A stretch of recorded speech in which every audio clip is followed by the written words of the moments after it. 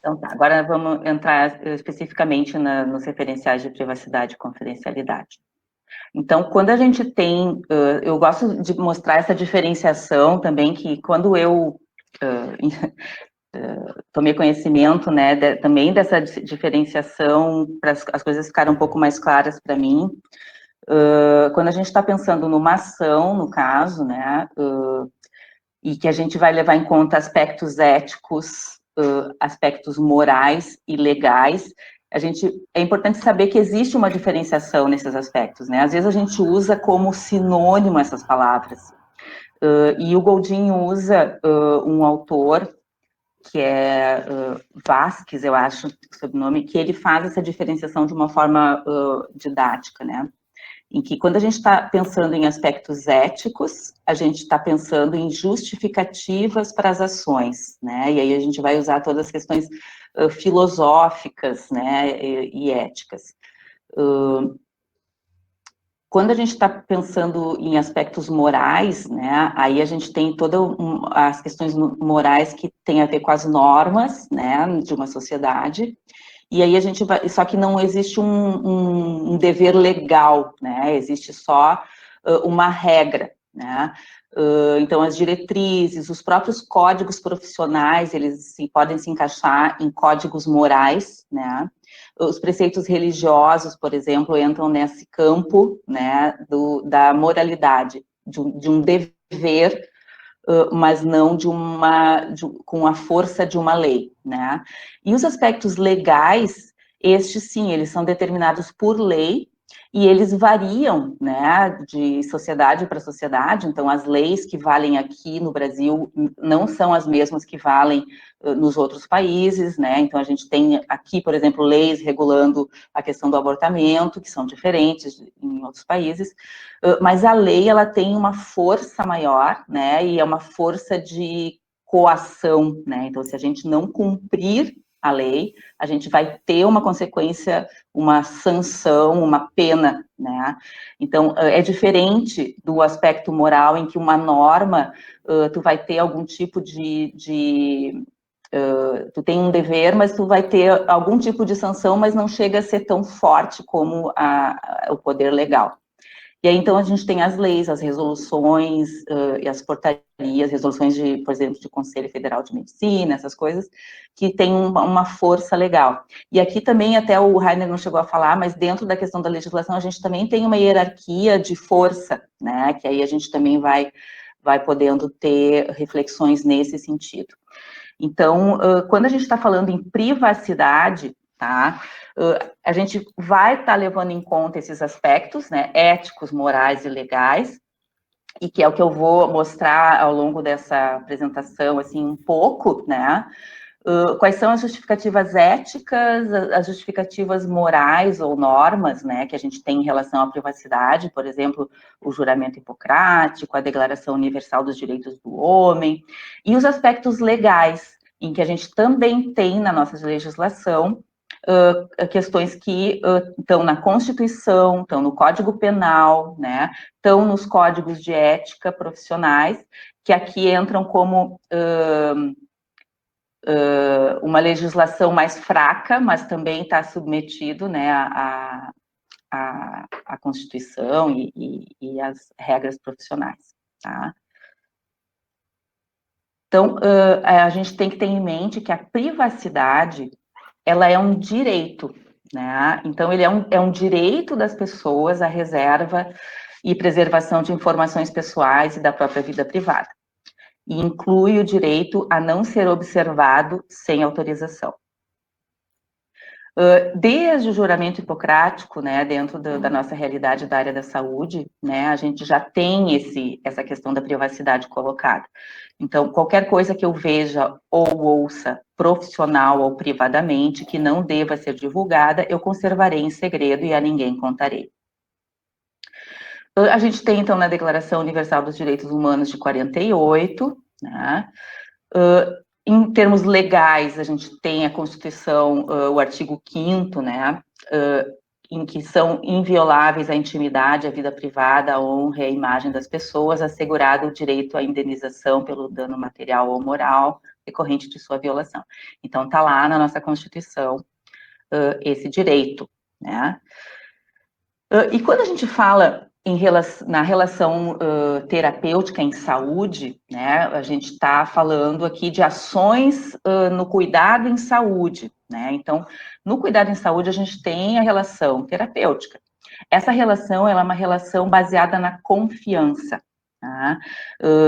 Confiança, né, então, do latim, confidere, né, confiar, e fidere, acreditar, crer, que, e deriva de fides, que tem a ver com fé, né? Então, assim, a confiança é uma fé de que eu vou ser cuidado, né? Eu deposito a confiança no profissional. E daí vem o dever de confidencialidade.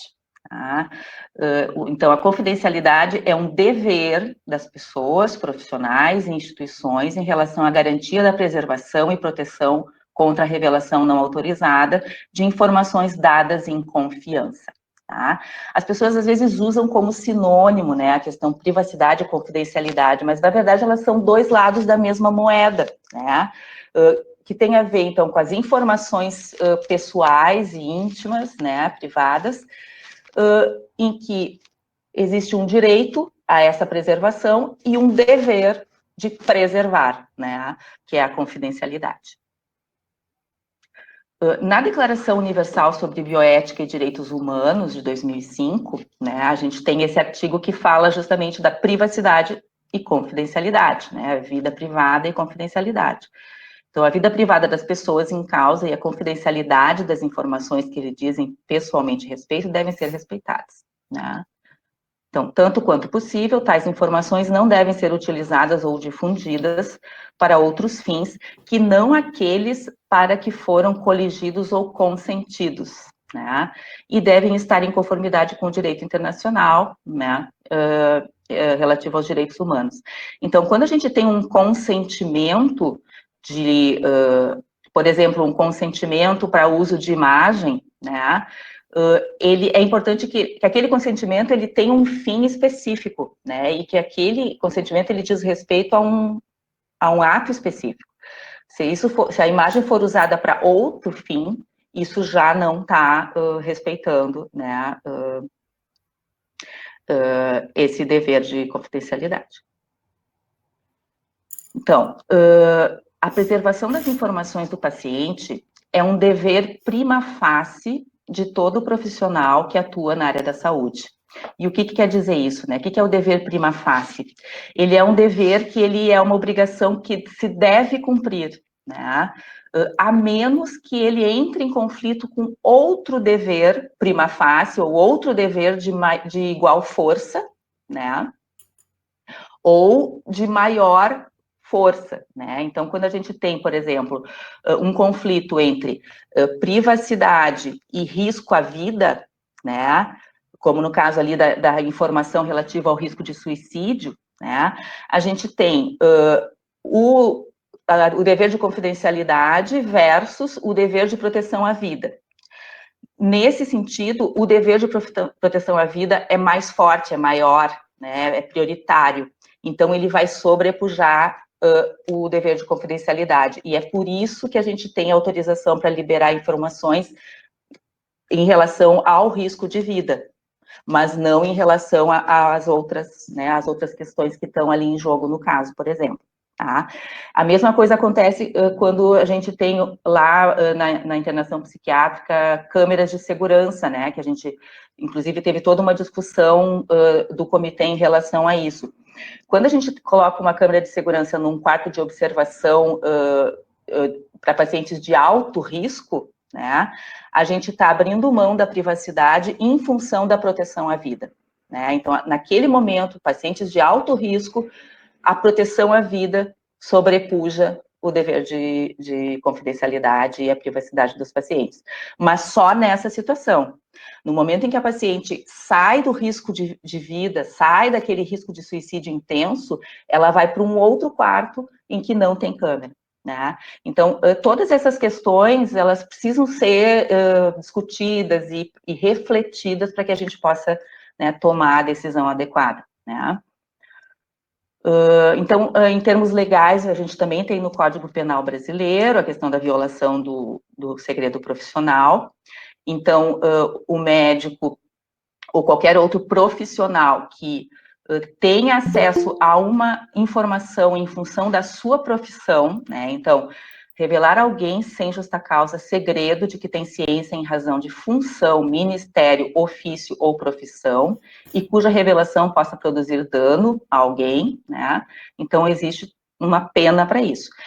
E é importante a gente falar que, assim, que dentro do hospital, né, e nos ambientes de saúde, a gente tem profissionais de vários tipos, né, a gente tem médicos, enfermeiros, fisioterapeutas, psicólogos, profissionais administrativos, profissionais de TI, né, todos os profissionais que integram, né, um serviço de saúde, uma instituição de saúde, têm esse dever, porque eles podem ter acesso a informações privadas em função do seu trabalho, em função de trabalhar num local de assistência à saúde, e eles precisam manter esse sigilo, a privacidade dos pacientes.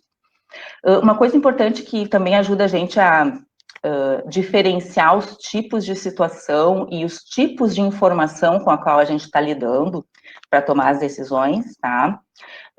A gente tem essa tabela sobre os tipos de informação, suas características e os deveres que estão associados, tá?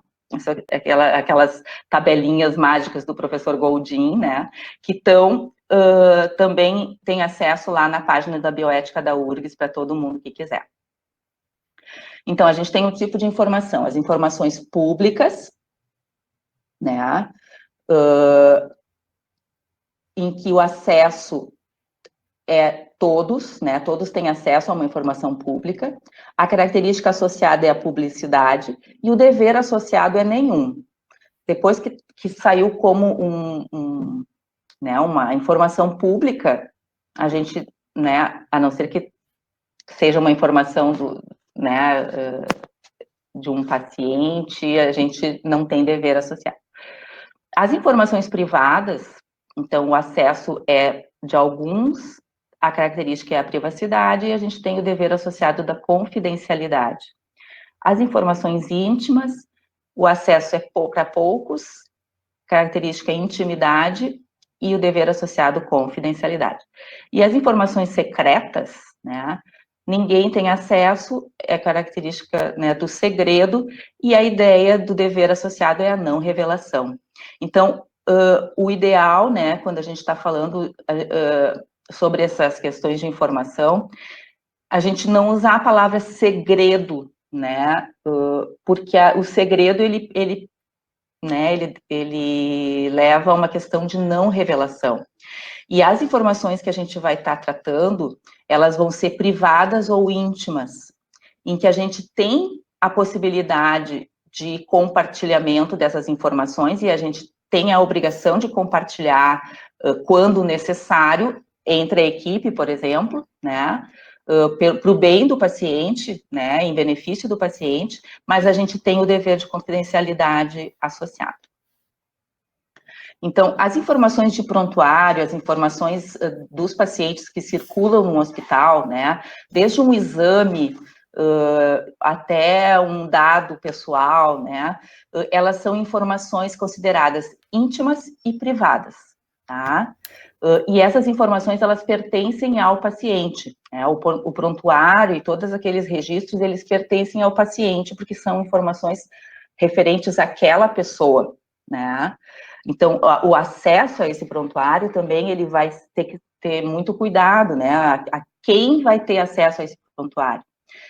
Se não é qualquer familiar que pode ter acesso a prontuário, né? Aí depois a gente pode até, Maria Isabel pode falar um pouquinho, que é da comissão de prontuários, né?